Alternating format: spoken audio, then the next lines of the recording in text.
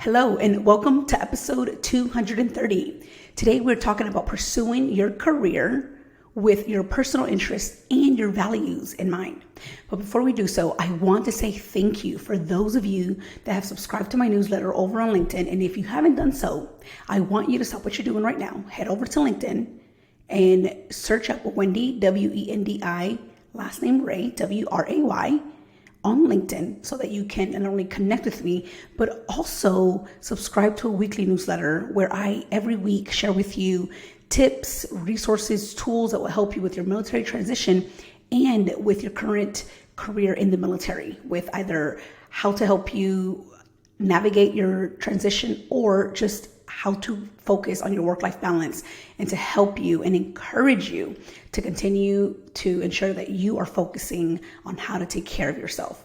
And that includes relationships, you all, because if we are not nurturing our relationships, if we're not taking care of ourselves, we are not showing up as the women and leaders that we are meant to be. So I want to invite you to come join me on LinkedIn, come connect with me, come subscribe to the newsletter. We have surpassed 1,000 subscribers. So thank you. I am super excited for what's to come, more things to share, more tips and tricks to help you and to continue to encourage you.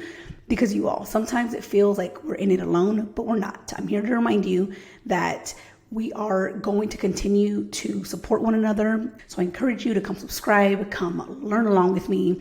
All right, with that, let's talk about pursuing our personal interests and our values. Because here's one thing that I had to learn the hard way.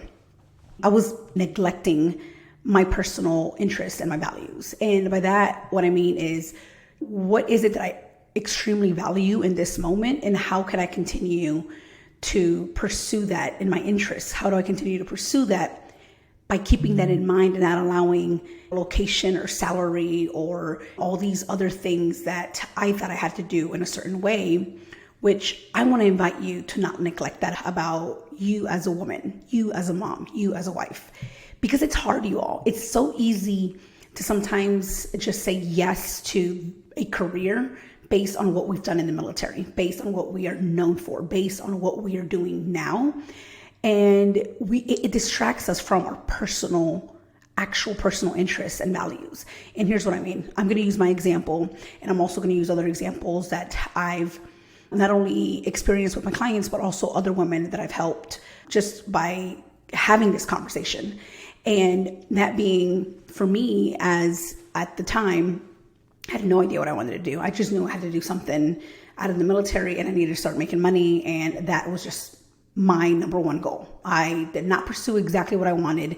And instead, I decided to just kind of wing it, which at the end of the day, whatever we fall into, if you already transitioned, or if you're like, hey, I already started my new job and it's not something that I like, I want to encourage you and allow you to decide right now that you're going to make the most of it, that you're going to gain all the skills that you may not even think you were going to gain or attain, and to take it as an opportunity, which I'm sure you're doing already, but I just want to remind you and tell you that it's okay if you haven't done it correctly or the right way. I would say that we sometimes think we need to do it. And so with that, for me, it was more of like not knowing, right? No one asked me that question, like, what really do you want to do? Or what exactly do you see yourself doing in the next 5 years? And so for me, it was more of like I'm just going to wing it and I'm going to go with whatever comes my way.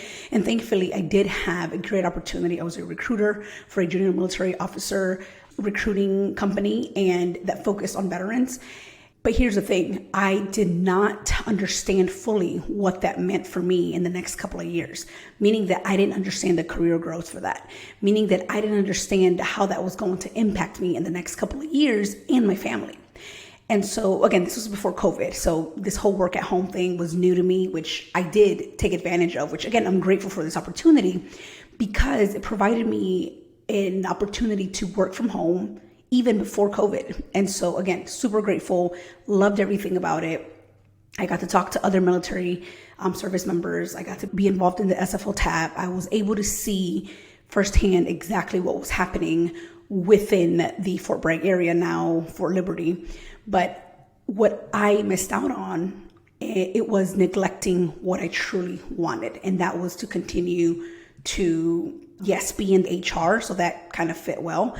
But I also wanted to do something more. It wasn't just about HR. It was more of how can I use this as an opportunity to start here.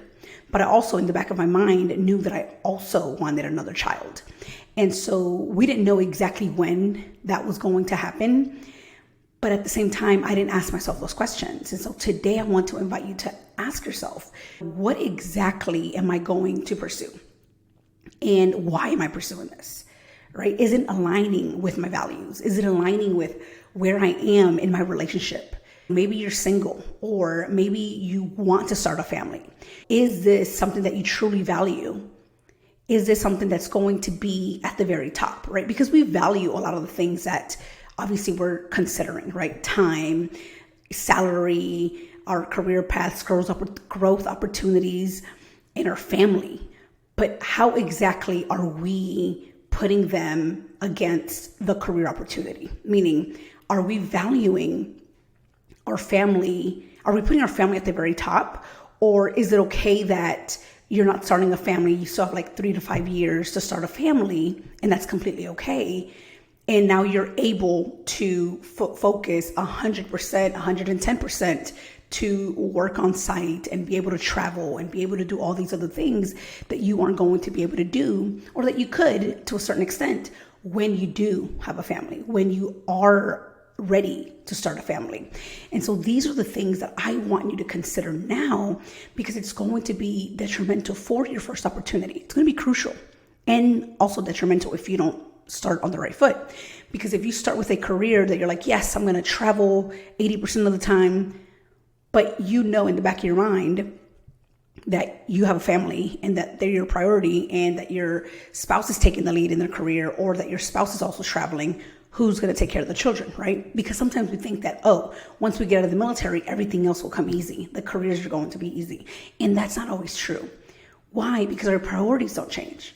I mean, a little, right? I mean, for the most part, we have to show up and be at certain training events, certain things that we have to get done in the military. It's, something that we already signed off on. It's a commitment that we have.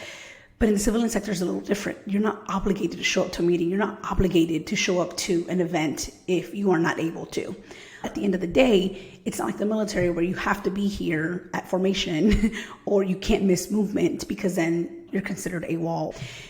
All of that to say, you want to be able to have an understanding for yourself and with your family, a husband, or with kids, or maybe you're a single mother, right? Like understanding exactly how you're going to prioritize, how you're going to align your values and your interest with this new career. Because here's the thing that we don't do, and I see a lot of us women do this. We neglect our passions. We're like, oh no, we're not going to do podcasting because we have X, Y, and Z. There's nothing wrong with having X, Y, and Z, and for you to actually take some time off and take a moment to consider if this is a part of your priority. But I have experienced is that a lot of women kind of just stop what they're doing or stop with their passions. Either it's podcasting, maybe it's a sport, maybe it's a community that they've been a part of. They stop it completely because of this new career, or because they have no idea what they're going to do with a career, and now they're feeling stuck. And now they're like, I have to take care of my family, I have to do this, I have to do that. But then they forget about their passions. And again, I'm not saying to put your passions over your family. That's not what I'm saying at all, because I get it. Family comes first. Your relationships come first. But have an open mind, because it could lead into job dissatisfaction. It could lead into dissatisfaction in your life in general. And so when you can begin now, let's say you're in the transition, or you already transitioned and you're like, hey, I still don't know what exactly I'm going to pursue or where to begin. I want you to begin here. What are your passions? What are your interests? And how are you incorporating these interests and these values, these passions, into your new career? Are you then now focused, okay, I can only look at work from home because my husband is traveling? Or I'm only looking at hybrid because I know myself, I need some time outside of this house, and I also need some flexibility to help me with my children, to start a family, to be able to go out and date, whatever it is for you, or be able to have time to go play my sport. Whatever it means for you, I want you to begin there. I want you to stop neglecting your personal interests and your passions because of this career.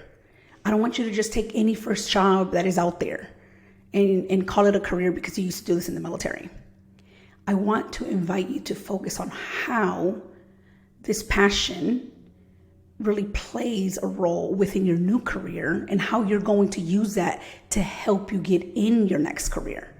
Because if you don't, it's going to lead to job dissatisfaction, career dissatisfaction, and you're going to be back at square one, focusing on finding something different, thinking that that's what's going to help you. But in reality is you get into the root of it. You get into the bottom of exactly what you are interested in and what you're going to pursue. And I know this is hard for those of you that are moms. Trust me, I get it. I wanted to put myself at the very bottom, and I'm like, I'm just going to do whatever works for the family. But if you're honest with yourself and you have these conversations with the family is going to support you. The family is going to say, hey, this is what we can do. This is where I can chip in. This is exactly where we can get support. And that's the biggest piece here, because you want to be able to provide a work-life balance as much as possible.